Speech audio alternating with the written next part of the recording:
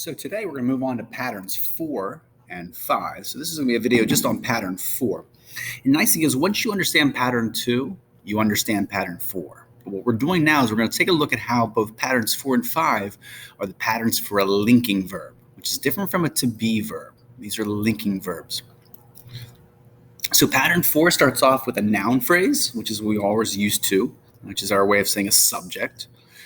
Then we have a linking verb. So before we had to be verbs, now we have these linking verbs. So a linking verb typically are a lot of your senses. So we have feel, seem, become, taste, appear, sound, smell, turn, to name a few. And then we're going to follow this with an adjective. We're going to find with a linking verb. A linking verb by definition links. It's basically going to link the subject to the adjective, what's on the left with what's on the right. And so I now have this two options of what happens after a linking verb. I can either link my noun to an adjective in pattern 4, or we're going to link it to another noun, which is going to be pattern 5. So what's going to happen is we're going to link it to an adjective. Now this adjective is what we would call, once again, a predicate adjective. That's why pattern 2 and pattern 4 are kind of like partners. They're both dealing with a predicate adjective, an adjective sitting up on the main line, which is basically going all the way back and renaming or completing that subject. And that's why our author is going to refer to it as the subject complement. Once again, I don't like that because you can't tell whether the subject complement is an adjective or it's a noun. All right, so we're going to use predicate adjective. Now, which is also not necessarily perfect because a predicate adjective could be a pattern 2 or a pattern 4, depending on whether it's a to be verb or a linking verb, but it's the best we have. So pattern-wise, we're going to have a place for our noun phrase, our linking verb, and our adjective. You're going to notice here that we're going to have a slanted line. We always have this slanted line. It's our way of pointing backwards. So we do that with to-be verbs. We do that with linking verbs because this adjective is pointing back and renaming that subject. All right, so it does look just like pattern 2. So visually, they'll look the same, but we have to recognize that a linking verb is different from an action verb. And you'll hear that difference between saying something is and something seems. All right, example. The cost of a college education sounds outrageous. We're not saying it is outrageous. We're saying that it sounds outrageous. But I need you to see that outrageous is once again renaming or completing the cost of a college education. So we build our structure. Even though it's a really long, complicated subject, we're not going to put down anything in a prep phrase of college education. So we're going to anchor to this word cost. So he becomes our subject. Here comes our linking verb sounds. Outrageous becomes our adjective. Perfect. Cost sounds outrageous. Nice thing is on a diagram, if you read the top line, it still makes sense to you in a very choppy form. Cost sounds outrageous. And it's a very choppy sentence, but it would work. We'll add in the rest of this. We have a determiner the, and we have a prepositional phrase of a college education. Remember, always the first and last words, down and over, all right, with of and education. Everything else is underneath it because it's describing it. It's a education. And I know that sounds weird to say a education because you'd say, wouldn't it be an education? Well, you would, but we write it down literally how it is in the sentence. So if it's a education, then it's going to be a education. So we have it as a education and then college education. Spot on, looking good. All right, once again, the reason I know this prep phrase touches the word cost, not only is it next to or it follows the word cost, but it just makes sense. It's like, what kind of cost? It's the cost of a college education. All right. Now, you can hear that difference. Hopefully, Alonzo, you can also hear this difference between saying the cost is outrageous and the cost sounds outrageous. Just slightly different. All right, baghead, you can't hear that. All right, another example. This casserole looks disgusting, yet tastes yummy. All right, so build this guy, our basic structure for a pattern 4.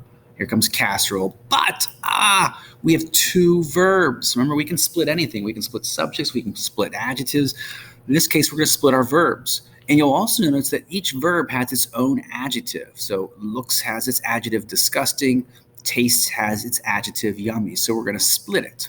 So it's going to look like this. All right, so I'm going to go backwards. Look like this.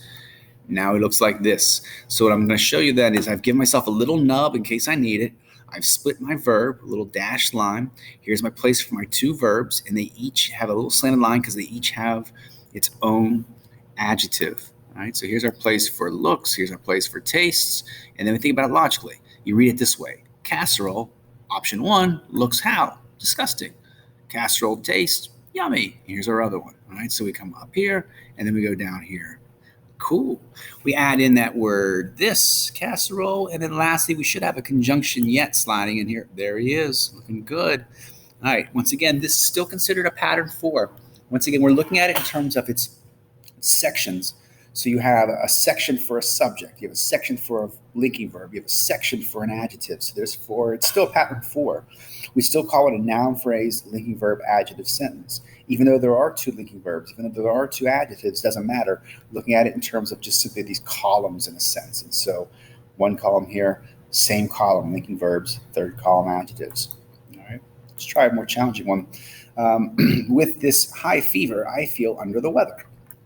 All right, so we build our basic structure. Here comes, Alonzo reminds us that under the weather is literally a prep phrase. So we have to draw this like a prep phrase. That's how it is. It's under the weather. But Brainerd reminds us, though, that it's not literally under something. We're not saying I am under the covers, I am under the water, I am not literally in a place called weather and I'm under it. It's a figurative idiom. It's idiomatic. It means feeling ill. And anytime basically those 3 words are all equaling the adjective ill, I know I'm going to have to put it up on a tree. All right, so let's get that word I and feel. Let's build this literally as a prep phrase over here. That helps out Alonzo. Let's get those words in there. Under the weather. But I know this whole thing is basically like saying I feel ill, I feel sick. And so therefore this all collectively equals one word. So we get to put it up on a tree to let us know this whole thing is trying to sit down this line. It just can't. Sometimes kids ask, like, why couldn't you just simply draw it here? You already have a slanted line. So excuse me, and so forth. But no, we have to put it up on a tree. Let's don't disregard the power and beauty of building a grammar tree like that. It's awesome. We have this prep phrase sitting here, which is with this high fever. All right, so here's with, ends on fever, then this and high fever. I'm going to build it down here. I don't want to connect it yet. I'm going to show you why. So when a prep phrase starts the sentence, it never touches the subject. I'll say that again because that's going to happen like 1,000 times this semester. When a prepositional phrase begins the sentence, it does not connect to the subject. It has nothing to do with I. Even though you're saying, well, aren't you the one with the high fever? It's true, but it's not describing I. So at the beginning of a sentence, when a prepositional phrase begins the sentence, it most normally touches the verb, tells us basically how you feel or why you feel. Or it might be connecting all the way to this adjective under the weather. All right, let's add the words in here so we know what we're talking about. So what's going to happen then is it could be describing or modifying how I feel with this high fever, or it could also be telling me about why I feel under the weather because I have this high fever. So really, it could kind of move either place. I'm okay with either one. I just don't want it touching the word I.